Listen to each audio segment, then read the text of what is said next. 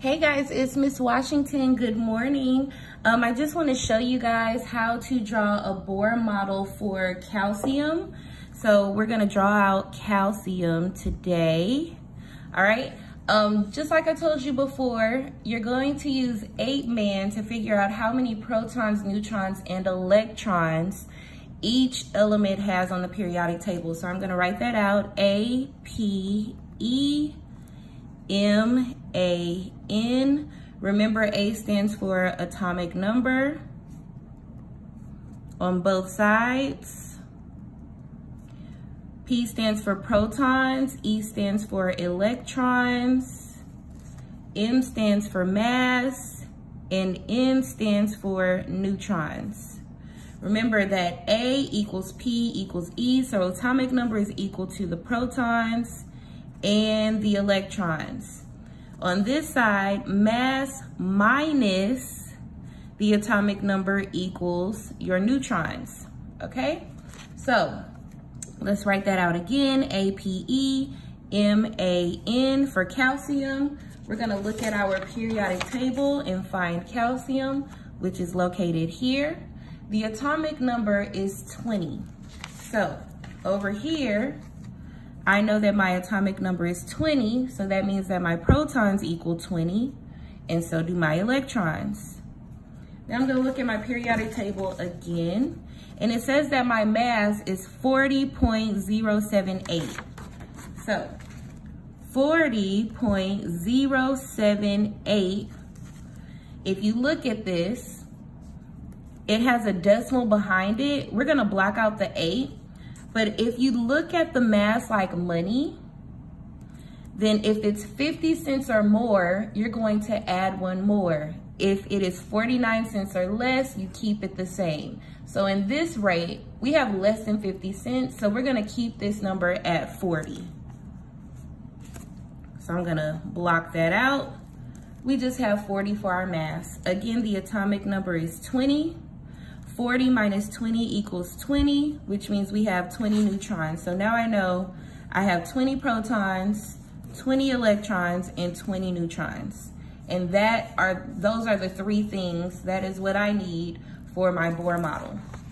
All right, so the first thing I'm gonna draw is my nucleus, which is the core, which is the middle of my model.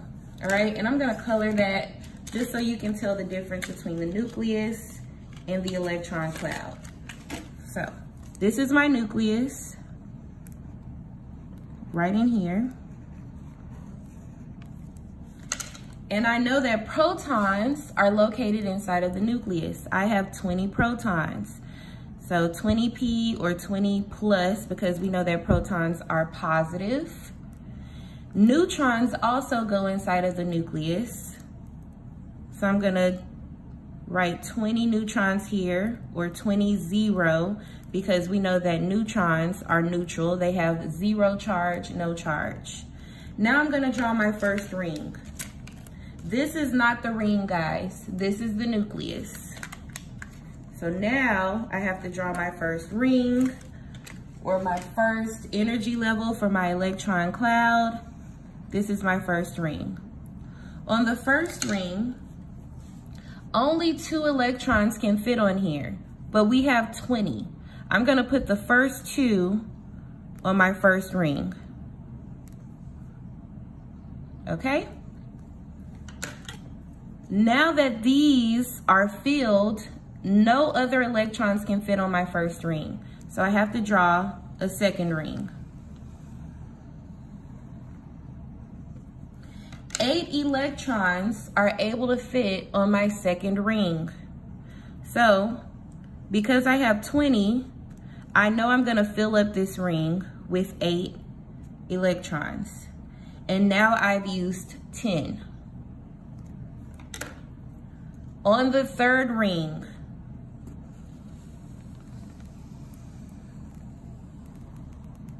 again, we can only fit 8. So I'm gonna draw 8 electrons on my third ring. Now I've used 18 electrons.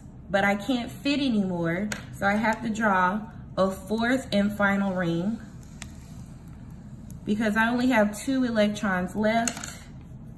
So one here, one here. These last 2, this last ring that I drew, only held 2 electrons because that's all I had left. So I have 2 valence electrons because those are the ones that I drew on the last ring. We know that 2 through 6 valence electrons equals reactive. It's not extremely reactive, but it is reactive. And that is the model for calcium.